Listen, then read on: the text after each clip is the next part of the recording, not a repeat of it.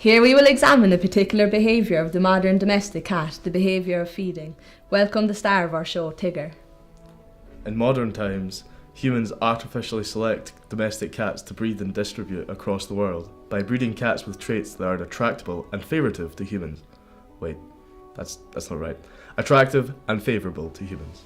But in the initial instances, domestication is thought the process was entirely natural. Cats were first domesticated in Neolithic settlements in the Near East.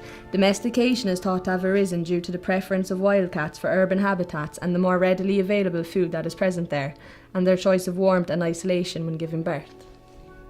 But the reasons as to why humans came to readily accept the presence of these cats in their settlements is still unclear, as unlike the first domesticated dogs, cats offered absolutely no protection against rival settlements and were not effective hunting animals. Humans even favoured terriers and the ferret for rodent eradication. In addition, wild cats were initially domesticated were solitary, territorial animals that would be more attached to an area of land than another animal. Taking this into consideration, it is most likely that simple human tolerance of cats in and around the settlements led to the eventual familiarity between the two species. Today, arguments are being raised over whether domestication of wild cats is universally complete. Basic domestication requires the reliance on humans for a cat's food, shelter, and the control of breeding. Today's domesticated house cat often obtains the majority of what it eats without humans' assistance, and most will also choose their own mate if they do breed. They also differ little from the wild cat in terms of body plan, apart from an elongated intestine which arose from becoming more omnivorous, i.e. eating kitchen scraps. The biggest difference, though, is the way the behaviour of the species has evolved. Cats are the only species in the world that are social when domesticated, but completely solitary when feral.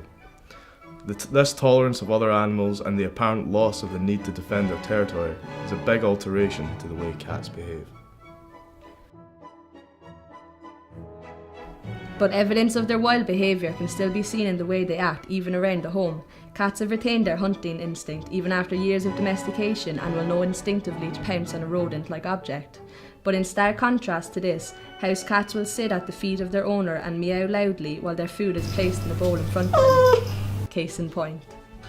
As we can see, when confronted by a small furry monkey on a stick, Tigger cannot help but embrace his primordial instincts and try and murder the poor thing.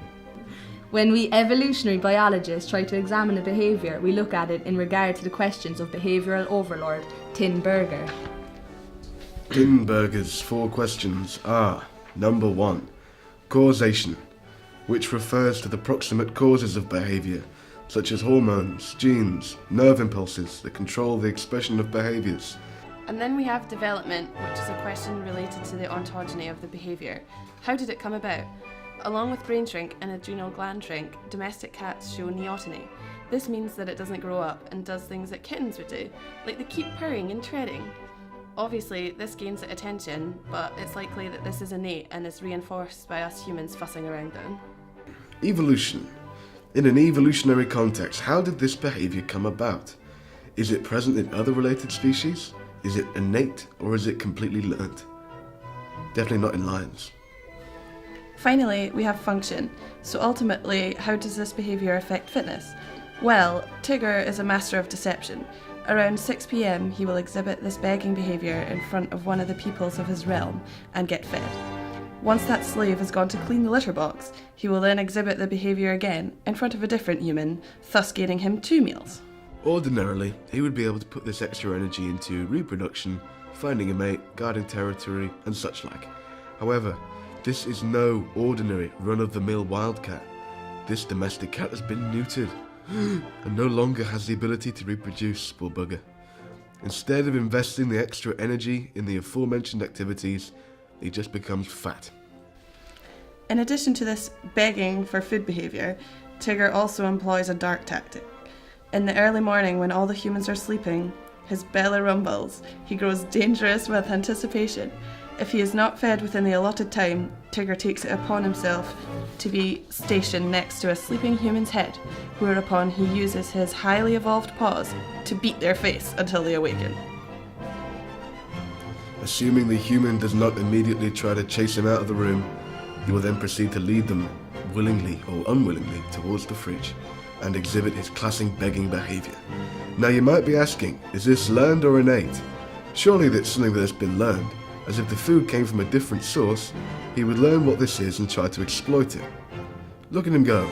Yeah. It has been claimed that excessive begging behaviours are a result of psychogenic disease.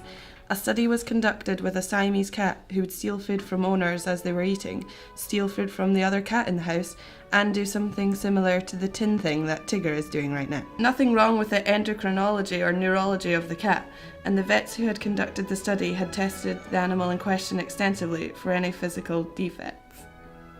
The cat had also exhibited a behaviour called pica, which is basically eating things that are not food.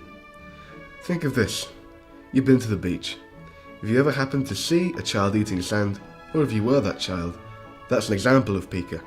Through some protocols designed to modify the behaviour of the cat, desensitization and counter-conditioning was initiated. The cat still bears all the morphological characteristics of a hunter. See him savage those fingers. So if they wanted, they could just go off and leave us. Many do.